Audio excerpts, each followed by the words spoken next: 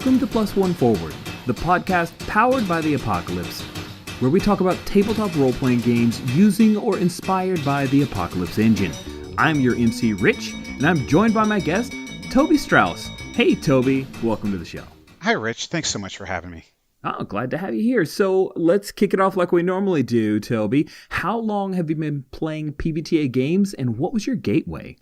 I guess about 4 years. Cool. Yeah, my gateway drug was Dungeon World. Nice. All right. Which kind of blew my mind because I had played a lot of like old Star Wars, like in the 90s, and then D&D. I did some D20 Modern, and so that was my first story game, not just Apocalypse, but like story game period. Wow. I was like, holy cow, you can do so much more with this than I've like ever experienced. Nice. So this Dungeon World game, did you play it or did you pick it up and run it first? I played it. I was a player, and it was just that one was a one shot. And then I liked it so much. That was just before Apillion came out, and it was still in Kickstarter. So Kickstarter copies were out there. I picked that up to play with my kid because I'm like, we got to play this thing. It's just the most amazing thing. And then after we did like a 4-game like mini arc, then we did another 4-game mini arc of Dungeon World. I'm like, no. Now we got to like upgrade to the real stuff. Oh, that is splendid. I love it. I love the Dungeon World and Apillion roped you in. That is really, really cool. What was really cool is we kept the same world. We said, okay, well, the Apillion has occurred now, and then like thousands of years passed, and it's now the age of humans. And because the mechanics are so similar, it was just smooth like butter. Like, it was great. Did anybody find the calcified bones of their old player characters? Okay, so in the group, I had a GM NPC who wound up being a heel. He was the Judas figure, right? And they encountered him trapped in like a draconic ruin. And so like especially for my kid who was 8 at the time, she's like, screw that guy, we gotta kill him. But like then she's like, but I don't know, like he's the last dragon, maybe we shouldn't do that. It was great. It was a great game. That is spectacular. Oh man, that's so cool, Toby. All right. Well, let's jump on over here and read a Sitch, okay? Sure. Read a Sitch. All right, in Read a Sitch, we talk about things that are happening at the table, and because we're on here for a specific game we'll talk about in a minute, I thought you might be a person that could help me out, talking about a few tips or tricks on handling humor or games, RPGs that are ostensibly humorous or humorous situations in a particular game and still having an advancing plot. Yeah. So let me lay out my premise, Toby, and then I will have you bend my ear with your expertise. A lot of times when I'm playing, quote unquote funny games, a lot of the players are just like, yep, and let's just keep riffing and let's keep kind of doing the jazz style. Let's keep making some jokes back and forth. Oh, can I reincorporate that joke? Oh, I'm going to set up the situation and just kind of abuse any character notions to set up a situation and make a funny ha-ha. And then the game becomes fun. Everybody, afterwards is like, yes, I had a good time, but nothing really happened. How do you handle humor and still have a plot? Well, I think first of all, Apocalypse World and Powered by the Apocalypse games have tools built in. In my game, I have several moves that allow the GM, in my game we call it the animator, to push the players. So you know how it is. They get stuck in the goofy cycle, and things don't move forward, like you said. But your job as the GM or animator or whatever, MC, is to push the story forward and in a real sense sort of be in charge of the pacing. So I will often use a soft move. I prefer a soft to a hard move, although I have used a hard move when it's time to go, guys. So like for example, we'll say, okay, they've been in the malt shop for an hour now and they're just making malt shop jokes and the weird one is just so hungry all the time. That's probably when the ghost shows up or maybe they hear the ghost, or over the CB police radio, they hear that the ghost was sighted somewhere, because they just need that prompt to move. But the danger to that is you can be too hasty, and you can kill the vibe. So it's hard to say, it's a lot of like timing and just feel. But I would say though that Apocalypse, just we have the tools to do it. Hmm. And that's something that, like, if you have a D&D game that's comedic, you really don't have tools to create urgency. So I don't know that it would be possible in another system in the way that it is possible in Powered by the Apocalypse. Okay, I get you. Walk me through, what are a couple of moves that you might throw out at this malt shop? You said the ghost might show up. Are there any other soft moves that you might kind of tease the players to spark them towards some kind of action? Is it always action oriented stuff, or are there any other soft moves that you might throw out there? Well, in Jinkies, the game is largely driven by the gang, which is the players, and the bad guy. Basically, they're always moving toward the capture of the bad guy and the big reveal at the end, because that's how that sort of television show works. Mm-hmm. So quite often what I'll do is insinuate that the bad guy is there. In fact, in the game that I ran just 2 hours ago, I had players, they were in a malt shop, and they weren't moving. So they said, okay, well, we're gonna pull the blinds. And I said, okay, do you look through the blinds? They said, yeah. And I used a soft move, which is show the bad guy. And so I'm like, okay, when you look in, you see his eyes looking back at you. In other cases, I've had them hear the bad guy, Mm-hmm. like they can hear him down the hall, maybe, or in one case, I had them hear a record that was played over a PA system. So the proximity is sort of determining how hard of a soft move that is. I mean, all of those are soft moves, but Right. that is probably the number one way that I've pushed players who are being too silly. I like it. I like that. And it's also not just soft moves, but it's offers. It's offers to turn the humor and still be humorous, Right. but to proceed forward with some coherent plot. I like that quite a bit. And if you've got players who just ignore it, then they're kind of ignoring the game at that point. Like, is there ever been a point where you have to just step back and say, "Hey guys, what are we doing here?" Yeah, that happened to me once, actually very early playtesting. It was 3 years ago, 4 years ago, something like that. We had a game. It was an off-book thing at a convention. So it's like 1:30 in the morning, and it wasn't going anywhere. And when I Mm-hmm. when I showed them, like, hey, you see the bad guy walk by, what do you do? And they kept with their goofs. And finally I said, you know what? If you guys just want to hang out and drink, we can do that. I mean, it doesn't really seem like we're interested in the game, and we wound up having a great night. Just, maybe a more honest night at that point, I guess. That's cool. We get together for a social activity, and Exactly, and it's sometimes, it's just fun. sometimes the game isn't the most important thing. So I think that's a great way to handle it, Yeah, Toby. I'm glad that worked out for you. yeah, exactly. So it really is just about, are we really feeling it? And a lot of times you're not, and you can force it sometimes if you're kind of on the edge. But Mm-hmm. especially in that instance, everybody was tired. We really just wanted to make jokes, I guess, and no harm, no foul. Cool. All right. Well, you mentioned Jinkies. I'm really interested in learning a bit more about it. So why don't we open our brain to Jinkies? Okay. All right. Open your brain. All right, Toby. As of the publication of this episode, Jinkies is still in Kickstarter. So you launched it on the 15th of February. You Yeah. you decided to let Valentine's Day come and go. Man, this could have been a present to from me to my wife, but that's fine. That's fine. So Jinkies is the game that you've got on Kickstarter.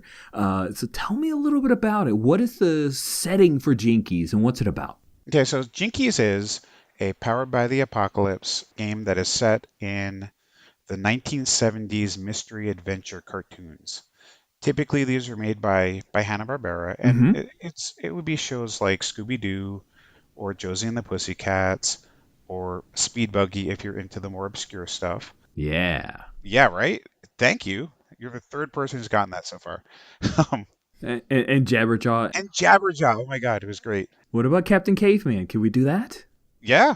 Yeah, Nice. it won't do like Deputy Dog because that wasn't a mystery cartoon. That's true. But Captain Caveman was ostensibly some mysteries, kind of, sort of. All right, cool. I'm in. Keep going. So the way that the game works, first, a lot of it was driven by just the sheer amount of cartoons that I watched as a kid. Mm-hmm.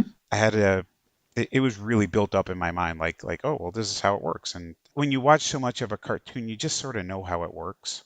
And a lot of the formula is driven by the history. The original Scooby-Doo, which was the first mystery adventure cartoon that they did, Mm-hmm. it was like the Flintstones where they took the cast from another show and they brought it into a cartoon. So with the Flintstones, they took in the Honeymooners. Right. With Scooby-Doo, it was the Many Loves of Dobie Gillis. So like Shaggy was based on Maynard G. Krebs, all the way down to the little goatee that he had. Hmm. Fred was Dobie Gillis. Daphne was Zelda, and I can't remember who Velma was.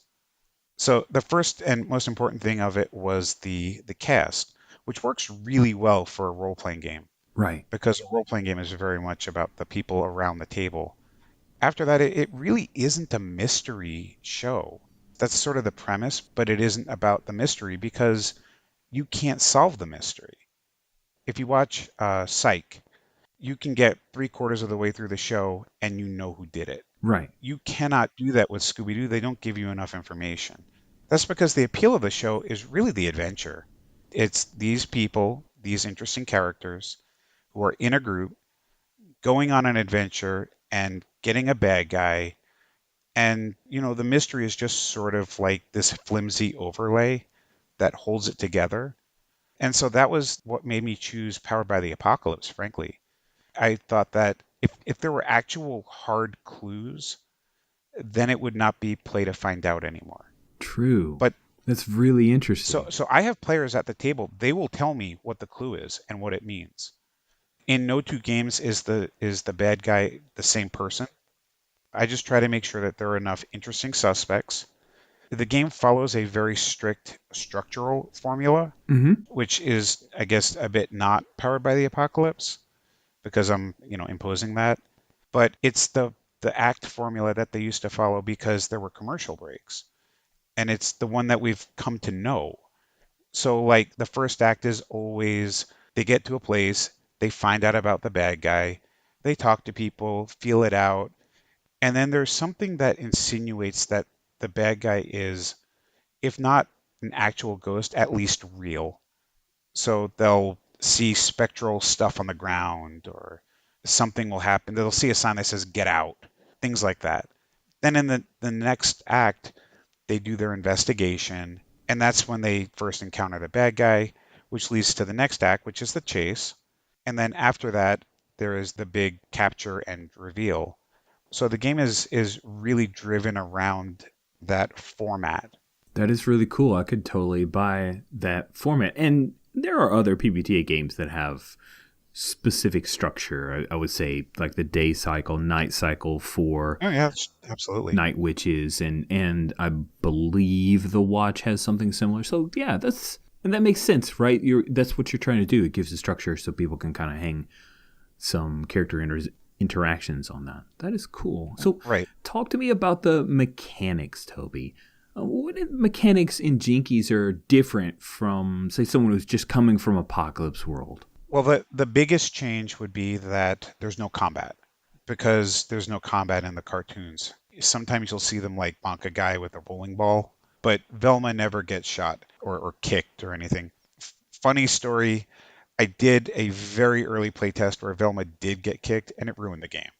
Just the air left the room. It was terrible. Yeah. So there's no combat. The players can take fear points, which is their form of I guess hit points, because that's the currency that the bad guys in that sort of show trade in. The players do not have the ability to deal fear backwards, so it's asymmetrical. The way that players beat the bad guy is with collecting clues and ultimately capturing and unmasking this dastardly foe. That's cool. So are the clues, do they work like some kind of countdown clock and you have to get a certain number of them to add up to be able to unmask the bad guy? No, there's actually no fixed number of clues. Players could not get any, although I don't think they would have a very good time if they did that. Mm-hmm. Because looking for a clue is investigate, and that's a basic move. It's something you can do pretty much anytime you want. There's never a shortage of clues, and because the players are making the clues, the mystery sort of unfolds. It's this bizarre but beautiful play to find out thing. I get that. So it sounds to me a little bit. I don't know if you've heard of this game. It's not PBTA, so don't at me. But Inspectors by Jared Sorensen, Memento Mori Theatrics, where the players describe what the clue means. Oh, that's interesting. So that means as an MC or an animator, you don't have to prep a whole lot, right? You can just come up with what your inciting incident is. You're at a mansion. You're at an amusement park. You're in a warehouse. Yeah, it can be very low prep. Typically, when I am designing an adventure, what I do is I research the locations Mm-hmm. and I make sure that I've come up with enough interesting suspects that the players don't feel railroaded. Because it's important that, everybody is a suspect, right? Right. Like on any of those shows, anybody except the main gang could have done it. It could have been Don Knotts. It's not usually, but it could have been. The important part of the prep is to come up with a nice laundry list of suspects, people who could be the bad guy. They might not be, and typically the players will walk away from three-quarters of them and just not even really care that they even exist. But giving them enough room to suspect somebody Mm-hmm. is important. I also usually write out what my act breaks are going to be. So in my spoilers ahead, in my con demo game that I've run a bunch of times, Mm-hmm. the first act ends. So they're at a high school and they're looking for, and they're hearing about the ghost for the first time. And the act breaks when they hear "You Are My Sunshine" being played on a warped record over the PA, so nice and warbly and Mm-hmm. kind of off-putting. And I wrote that down. So almost always that will fit. And it doesn't always. It's not 100%. But usually I'm able to use the act breaks that I've written ahead. And because I thought about them ahead of the game, they're a little more thoughtful and they're a little more interesting. But other than that, no, there isn't a whole lot of prep that needs to be done. Cool. So you think of something, tell me if I'm wrong, it just sounds like the warbling record, the distinct song, is something that is evocative, but also kind of vague so that it is easily applicable and just a great Yes. image or emotion. Yeah, I like that. That's really sharp. Dang, I want to steal that for some of my games now. All yours. Nice.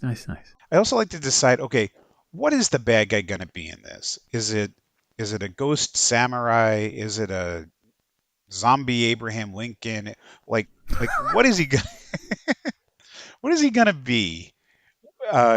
Just because it's good to have that up front when they're feeling out the area, to have somebody say, "Oh well, don't go downtown. The ghost samurai is in town again," and then it gives them a jump off point.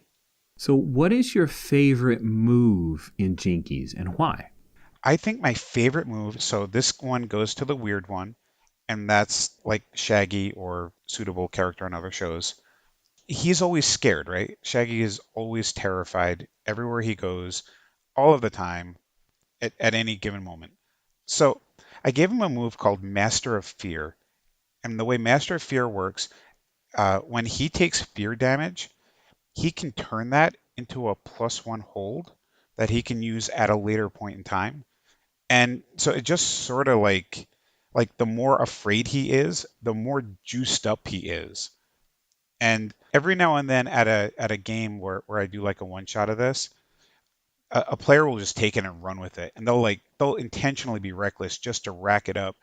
And then at the end, their goofball, dopey, weird one comes out and does this like freaking crazy Hail Mary move, and it works just because the math requires it to. It was my nod to the media, and I think it works really well. That is really cool. Okay, well, you've got me pretty hyped up here, Toby. I would love it if we could go act under fire and give Jinkies a little spin. What do you think? I think that'd be fun. It is time to act Under Fire.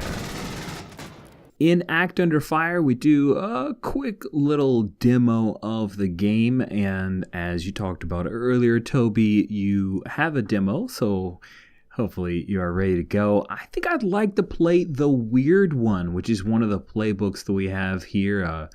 This is the Shaggy archetype. I'm not going to try the voice because I have to run a Masks game tomorrow, and I know I'll be hoarse if I try to go crazy with a Shaggy voice, but you know, man, I'll do what I can. I'll be playing Plussy, the weird one. Plussy, got it. As we get back to that signature character. So, what do we need to do to get him ready to go? Let me ask a couple of quick questions here. You mind if I write down the answers to this? Yeah. All right. So Plussy is traveling with his gang, with his crew, and as you know, the reason that you are here in Lake Winnemucca is for the Battle of the Bands. What is the name of your guys' band? Ooh, I think the Osbornaculars. The Osbornaculars. If you say it faster, it sounds better. So we say Osbornaculars. It's not on the drums anymore. We'd scratch that off and just have a picture of a werewolf. But you can still see that it used to be there, right? It's kind of faded. Yeah. And what was your hit? What is the song that's going to be on top of the charts? Let's see. Don't Wop, actually. It's kind of like Do Wop, except don't. But don't. Yeah. Don't wop. It's a little. So you guys are a little hard, huh? A little hard rock. We're a little hardcore, but also kind of reflective, man. Hardcore, but reflective. I have to write this down. Sometimes I just write down things that players say that amuse me. So you are there with your group, and of course, and unfortunately, the Battle of the Bands has been put on hold because there has been a ghost pirate seen in town. Oh, man. As such things happen, you know. The gang has decided to split up to investigate this mystery, and most of them went to the high school, but you and Purple Pandalot, who is, of course, your animal mascot, have decided to stop at the malt shop to look for clues, right? Yeah, of course, for clues. The malt shop would have a bevy of clues, especially peanut butter flavored ones. I want eucalyptus flavor. Oh, man, Purple Pea, I don't think they have eucalyptus here. This is Lake Winnemucca is kind of podunk, you know, man. I don't even know if they're going to have, like, fava beans, man. So it's probably like chocolate, vanilla, strawberry, maybe Neapolitan, maybe. Can I get fava bean? I don't know. These really go well with a nice Chianti. But listen, we should head in, order a little something, and then look for clues, and then order something more. Okay, so you get there and it's closed because it's near midnight at this point. But the front door is open. Oh, well, we should do a walk around for security and check stuff out and look for clues and also malts. Oh, malts. And he will push the door open and head right in and maybe head to look for clues in the walk-in cooler. Okay, so that would be an investigate. If you could roll 2d6 plus your intelligence. I've rolled a 6 plus 1 for my intelligence, gives me a 7. All right, so that is a partial hit. That means that I get to describe to you what the clue is. So you go in, and it's a malt shop. They have, there's a counter. You can see the bins where they would keep the ice cream. Right now, it's in the ice cream is presumably in the freezer. They've got the machine for the milk and the shakers and all of that. PP immediately goes to start like scooping around for something to eat. But you check out the freezer, and when you go in it, you see a $20 bill. And when you hold it up really close, it's strange because the president on it is Jimmy Carter. Whoa. You don't remember him being on any money. Wow, man. This is totally fake. What? It's got to be fake. Fake ice cream? Oh, Purple Pea, I found some crazy money, man. Funny money, Okay. Can we buy some ice cream? Why, yes, we can. So he's like right there. Like this panda bear who sort of lumbers around is behind you in a New York minute. Let's get ice cream. I've looked all throughout this cooler and did not find eucalyptus. I found $20 and these containers that used to have a sign on it that said, just take some. That's convenient. Okay, so do you just leave the door open? Well, I didn't know if it would lock, man, you know. So I kept it kind of sort of open, yeah. Okay. So as you guys are rifling through the foodstuffs that these people have, you hear a noise, a creaking. What do you do? Did you hear that, Purple Pea? He's stuffing his face. Yeah, I'll start pulling the cooler door a little bit closed, and then I've got I don't know how, but he has an ice cream scoop and he's eating from it like it's a spoon Yeah. from a big cardboard container of ice cream, and he's peering out of the cooler door, the little crack that he's left in the cooler door, and he's munching away on some like peanut buttery chocolatey thing. Okay, so when you look out, what you see is that the door is closed now. You don't see anybody or anything else. Purple Pea, somebody's in here. So would you like to investigate or try to bail or? I totally want to bail. Okay. Yeah, it's time to bail. Looking for a back door, and I'm taking off. So I'm not leaving behind Purple Pea, though. We run together. there is a back door. Unfortunately, when you get to it, on the other side of it, you see a ghost pirate. Oh, man. He's kind of. I will turn and run the other way towards the front door. All right, so that would be run. So that would be roll plus agility, 2d6. All right. I have rolled a 3 plus 1, a 4. So you do the thing where you lift off the ground and they do the doo-doo-doo-doo-doo noise and trip yourself. You have, I think, Master of Disguise. Sure, I certainly do. Looking around and assessing the situation, you notice that there are barrels, there are all kinds of doors for some odd reason that lead to just small rooms. All manner of places that you could hide or disguise yourself. By the way, you have taken one fear point when you fell on your face. Ooh, okay. One fear point has been marked. You know, we could hide, but I think that it might be more successful if we instead, and by we I mean me and Purple Pandalot, suddenly become judges for a malt shop contest, and that we attempt to convince the ghost pirate that he works at the malt shop, and we are here to judge his malts. I think that is brilliant. That is definitely Master of Disguise. Okay. So you roll d6 plus weird, I believe. It is indeed plus weird. Here we go. I have rolled a 7. Okay, beautiful. So what happens is you guys set yourselves up as judges. The ghost pirate gets into the store, and you said that you want him to be he is supposed to be the ice cream. We're acting as if he is the person who runs this malt shop, and we are here on a late night judging. So what do you say when he comes? Because eventually bust through the door to get him to start serving you malts.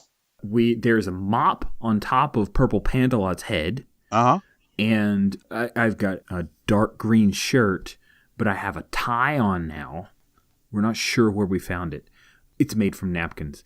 And I say, well, it's about time.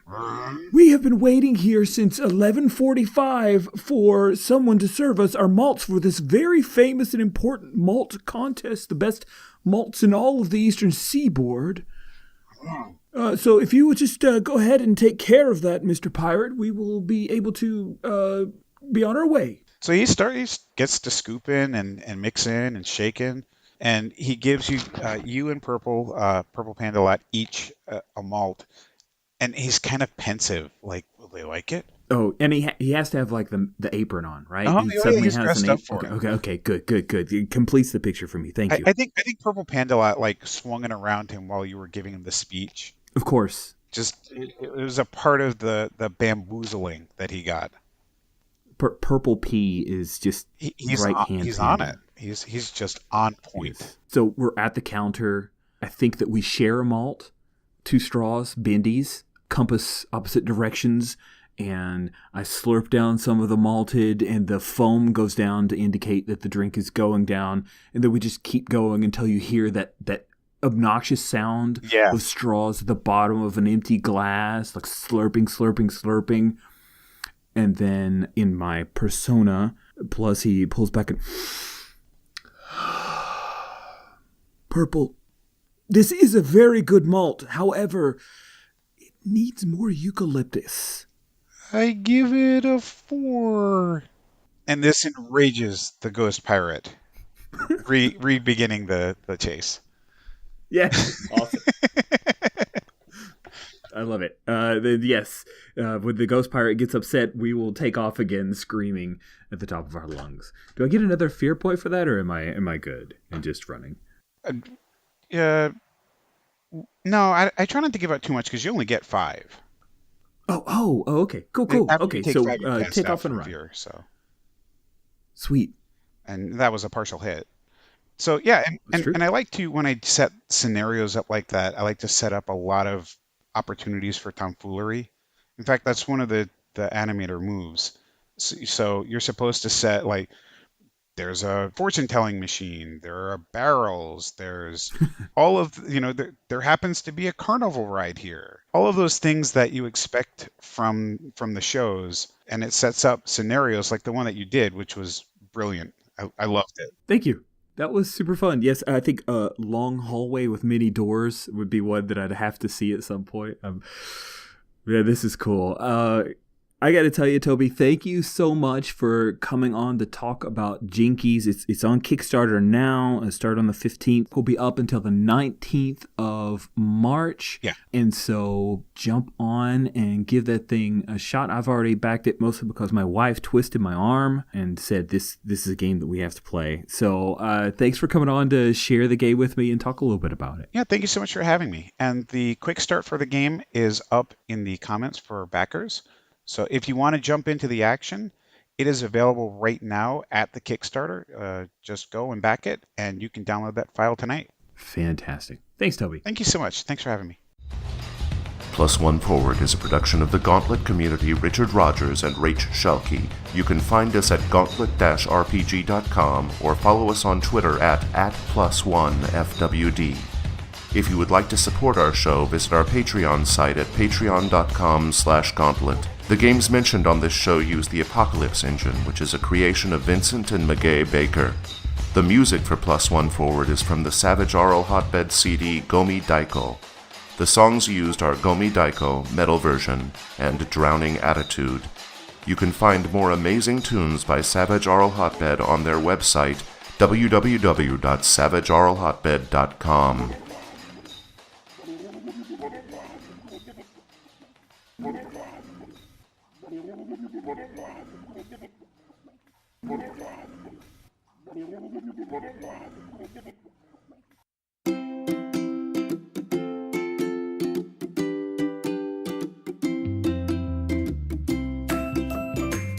Hi listeners, I want to tell you about the Gauntlet Patreon. The Gauntlet is one of the most active, vibrant communities in tabletop role-playing games.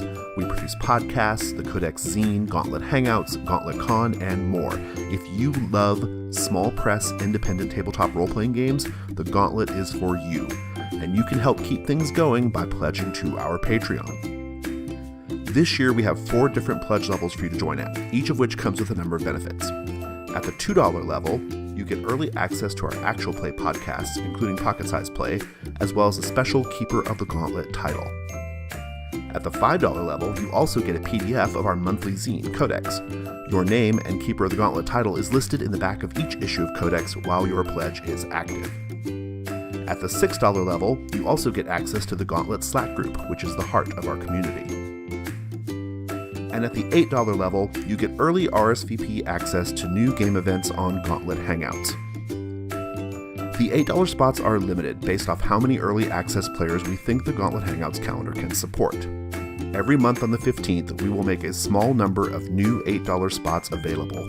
So if you want to play games with the Gauntlet, Make sure you keep an eye on our Patreon page around that time so you can grab one of those rare spots. Finally, every member of the Gauntlet Patreon, no matter the level they pledge at, gets to attend GauntletCon each year for free. GauntletCon is our incredible online gaming convention with over 200 game events and panels, competitions and prizes, and our bumpin' GauntletCon Discord server. Folks, we can't do all this awesome stuff without you, so go check out our page and please consider pledging. We're at patreon.com/gauntlet. Thanks.